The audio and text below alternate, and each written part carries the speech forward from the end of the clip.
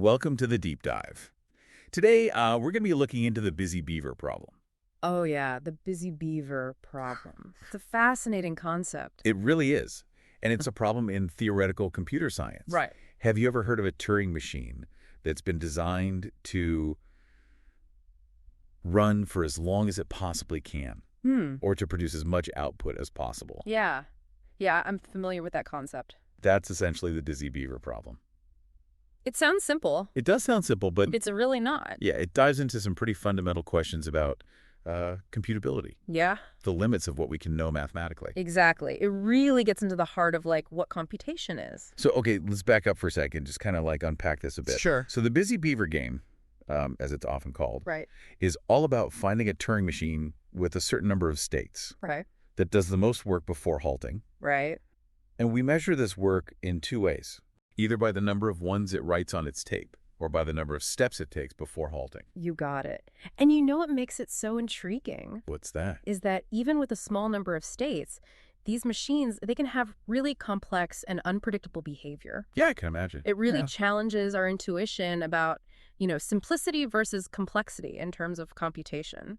So for our listeners who maybe aren't as familiar with Turing machines, can we just like really quickly recap what they are and how they work? Absolutely.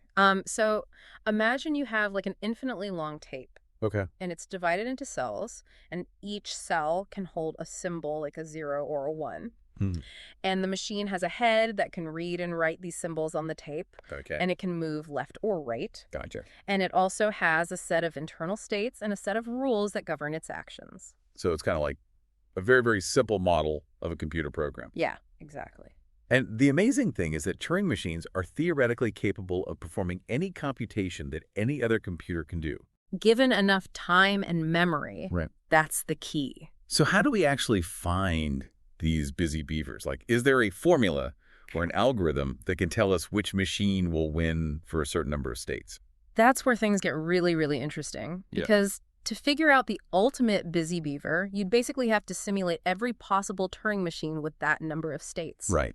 But here's the thing. A lot of these machines, they might never halt. Oh, they could just keep running forever. Yeah, and that leads to the concept of uncomputability, Okay, uncomputability. which basically means there's no general algorithm, Right. no set of instructions that you can use to calculate the Busy Beaver for any number of states. So it's impossible to figure out. It's deeply connected to the halting problem, Right, the halting problem. which asks, given a program and its input, can you determine whether it will eventually stop or run forever? Yeah. And that has been proven to be undecidable. So if we can't actually compute the Busy Beaver for any number of states, how do researchers even approach this problem? Well, for small numbers of states, like 1, 2, 3, or 4 researchers have been able to analyze all the possible machines and figure out the winners. So they have to like go through every single possibility. Through exhaustive search Oh, and clever proof techniques. that's going to be a ton of work. Yeah, but as the number of states gets bigger, the number of possible machines, it just explodes. Exponentially. Exponentially. I can imagine. So it gets really hard to find those champions. So it sounds like we're dealing with a problem that quickly like scales beyond our computational capabilities. Exactly. Even with relatively small numbers of states, we hit these limits of computability. You got it. But even though we can't find the exact Busy Beavers for really large numbers of states, the problem has really profound implications, Oh, really? especially when we consider its connections to open questions in mathematics. That's what I think is so cool about the Busy Beaver problem. It's like this bridge between theoretical computer science and pure math in this like really surprising way. Exactly. And in the next part of our deep dive, we can explore those connections a little bit more. Okay. We'll look at how hypothetical Busy Beavers could potentially be used to solve some of the most challenging conjectures in mathematics. Sounds good. Yeah. I'm excited for that. Welcome back. So let's dive into how these Busy Beavers Okay. could actually be used to solve some of these unsolved mathematical problems. Yeah. This is the part I've been waiting for. It sounds like science fiction, It really does. but it's a pretty profound connection. So imagine you have a mathematical conjecture, Okay. like Goldbach's conjecture. Goldbach's conjecture. Yeah, have you heard of that one? Yeah, it's like every even number greater than 2 can be written as the sum of 2 prime. Exactly. And it's one of these like really simple statements Yeah. that stumped mathematicians for centuries. For a long time. So imagine you could design a Turing machine. It would test this conjecture. Okay, so it would go through every even number and see if it could be expressed as the sum of two primes. Exactly. And if it finds an example where that's not true, a counterexample. The machine would just stop. Halt. But if the conjecture is true, it would just keep running forever. It would just keep running and running, testing every even number. So that makes sense. So how does the Busy Beaver fit into all of this? Okay, so here's the key.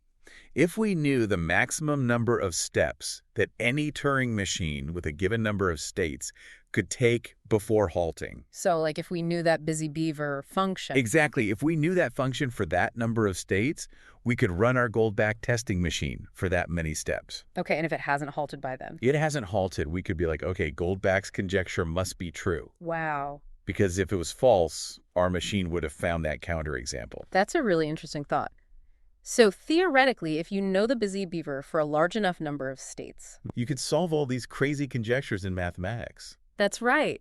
That Busy Beaver function essentially gives us a way to bound the possible runtime of any Turing machine with a given number of states. So it's like a clock for how long a certain program could run. It's like a computational clock. Before you know that it's in an infinite loop. Exactly. But wait, didn't we say before that the Busy Beaver function is uncomputable? That's the big caveat. So we can't actually calculate it. Even for small numbers of states, the Busy Beaver function, it just grows ridiculously fast. Oh, wow. So the numbers get really big really fast. Astronomically large. I can imagine. Way beyond anything we can practically compute. So it sounds like this theoretical connection is really cool, but we just can't practically do it. We're limited by the scale of the problem. So the numbers are just too big. The numbers are way too big, but it really shows this deep connection between computation and proof.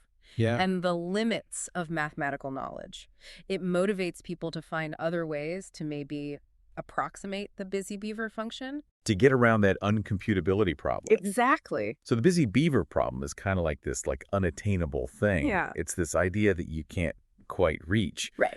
But it pushes us to explore the boundaries of what's computable and what we can know. Exactly. And beyond the implications for mathematics, the Busy Beaver problem has also led to some interesting connections with other areas of computer science, like cellular automata. Oh, yeah, cellular automata. Those are those systems with simple rules that can generate complex patterns. Exactly. Like you might see those really visually appealing grids of cells changing. So what's the connection between those and Busy Beavers? Well, it turns out the output of some of these Busy Beavers, especially those with higher numbers of states, actually look very similar to the evolution of certain cellular automata. Oh, wow. So these Turing machines, trying to create as much output as possible, are inadvertently creating these really complex patterns. It suggests there might be a deeper link between these really simple rules of Turing machines and, the emergence of complexity in other systems. That's fascinating. Yeah, so it's a really exciting connection that a lot of researchers are looking into. That's awesome.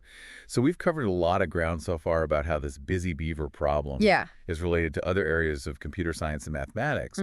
But I'm kind of curious now about some of the specific Busy Beavers that people have actually found. Can we talk about some of those? So let's talk about some of the actual Busy Beavers that researchers have found. You mentioned earlier that for smaller numbers of states, they've been able to find the winners. What can you tell us about these, computational marvels? Well, for the simplest case, the one-state Busy Beaver, it's really straightforward. It just writes a single one on the tape, and then it halts. Okay, so not really a powerhouse there. Not very impressive. What about for two states? For two states, things get a little bit more interesting. Okay. The two-state champion can write 4 ones on the tape before it halts. And it involves moving back and forth, changing states, even overwriting some of its own output. So even with just two states, it gets kind of complicated. Yeah, a little bit. What about the three-state Busy Beaver? The three-state Busy Beaver, that one's been proven to write 6 ones on the tape before it halts. Okay. And finding this one and proving that no other three-state machine could do better required a lot of computational effort. Yeah, I can imagine. Researchers had to look at thousands of possible machines to find the winner. That must have taken forever. Yeah, and then for 4 states, it gets even more challenging. Okay. The 4-state Busy Beaver was discovered back in the 1980s. Oh, wow. And it takes 107 steps to halt, and it leaves behind 13 ones. 107 steps. That's a lot. That's a lot. And, this one really showed how much complexity can come from such simple machines. Wow.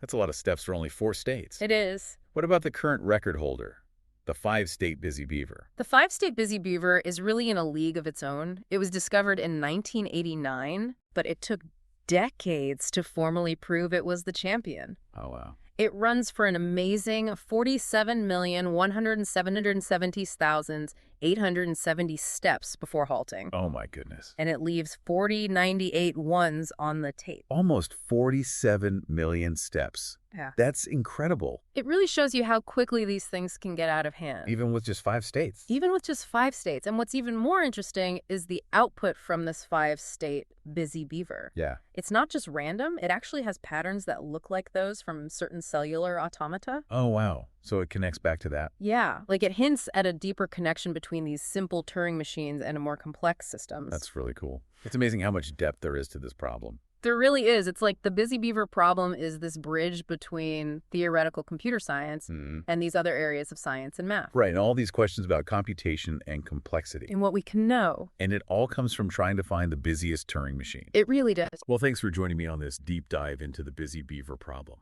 I think we both learned a lot today, and hopefully our listeners did too. It just goes to show that even in the realm of theoretical computer science, there are still so many mysteries left to explore.